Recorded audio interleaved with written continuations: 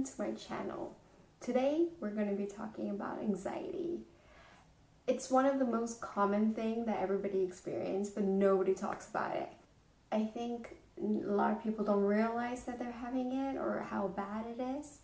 Today you're going to find out what you need to know about anxiety. Don't worry, I'm not going to go all therapist on y'all. It's not going to be information heavy, just enough for you to know, and the initial course of action you must take. It's really important to talk about mental health, but people don't tend to talk about it, even today. So many people have so many opinions about various issues. Believe me, I'm one of them. But when it comes to your personal well-being, specifically mental health, that's when it stops. That's when we go, oh, mental health, what are you talking about? Anxiety? No, I don't get stressed. I thrive on it. But what are you talking about? For the purpose of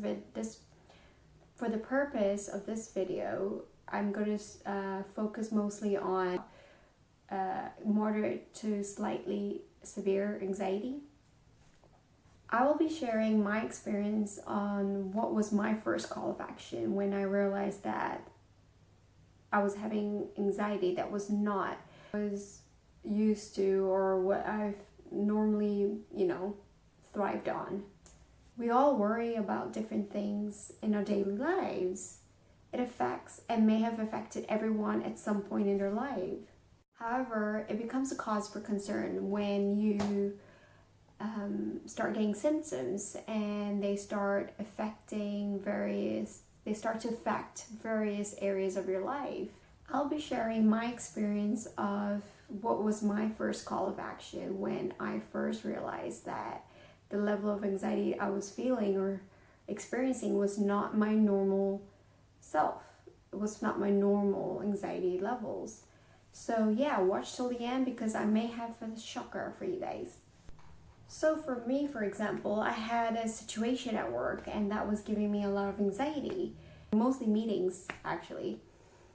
I was getting a lot of chest pains and palpitations. I didn't know why that was happening. I honestly thought I was having some sort of attack. But I didn't put it down to anxiety because I never knew that anxiety would trigger such symptoms that it would be it would be so extreme.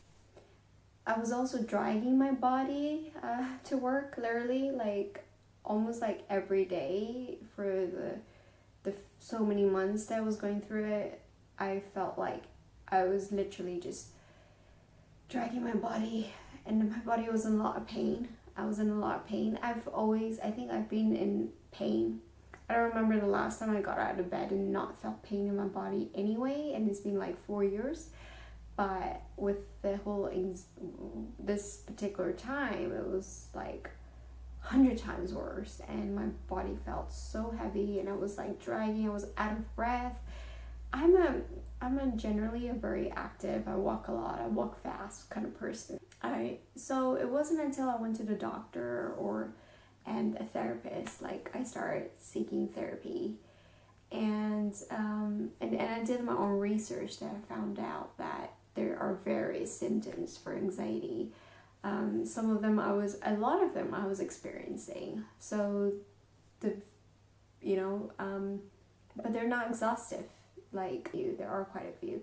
So if you guys notice any of these symptoms, then these are red flags, and you all need to get yourself down to a doctor or medical or any sort of professional, because you need to seek help.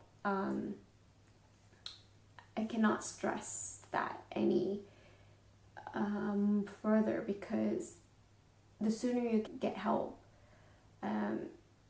the better it is and the less intense again. So the symptoms you need to look out for if you feel that you are experiencing high levels of anxiety are chest pains, palpitations, extreme fatigue exhaustion, tiredness, headaches, shortness of breath, body aches, nauseousness,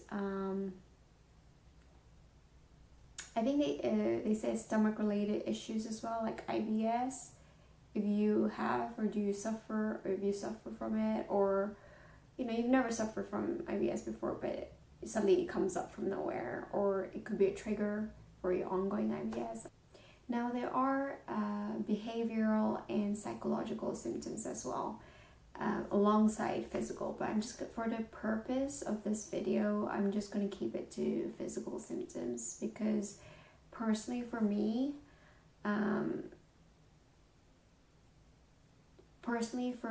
the physical symptoms were the first, even though the psychological ones were there, but I didn't know that they were there. It wasn't until the physical symptoms start coming out that I start to realize. I think they go both, psychological and physical go hand in hand. But yeah. So yeah, if you guys want me to cover the other symptoms too, like the behavioral or psychological, then comment below, let me know. What triggers your anxiety? Comment below, let me know. So what was my first call of action when I realized that my anxiety levels were a bit higher than normal for me? Number one, I sought medical advice. Honestly, your doctor knows best. The second one is I put myself out of this situation. I detached myself physically. So what I mean by detached is I stopped and took time out from, I literally physically took myself away from the surrounding, the environment that was giving me anxiety and stress. Yeah, and that was my first thing I did, because there's nothing worse than you putting yourself back into the same environment every day, and those symptoms will never go away. I ended up sleeping for a whole week. Not even like sleeping, like obviously I was just, in hermit mode. I was locked out from the world for a whole week. I lost my week's worth of life was like, but I think my body needed it. I felt like my body needed it. Frankly, if your body needs that, and if that's what it wants and that's what you're doing, and you cannot literally have energy to do anything else, then so be it. There's a time when you need to also have that self-reflection, have that self-work that you need to do on your own with yourself. Stuff like, self-help books, you've got positive affirmations, you've got all those kind of things. I mean, there's so many amazing people out there in the YouTube community, which is why I'm here as well, because I feel like it helped me so much, so I want to give back. So yeah, these are the things that worked for me. It's not necessarily that they will all work for you, or it could be that a few things that will work for you, or a few things won't, or you're already doing them. Who knows? But yeah, everybody's different. So it's definitely worth experimenting. Work on yourself. Give it time. Everybody again is different. Some people, it'll probably take them a few weeks or a month, but some people will take longer. Also, it depends on what sort of trauma they've been through.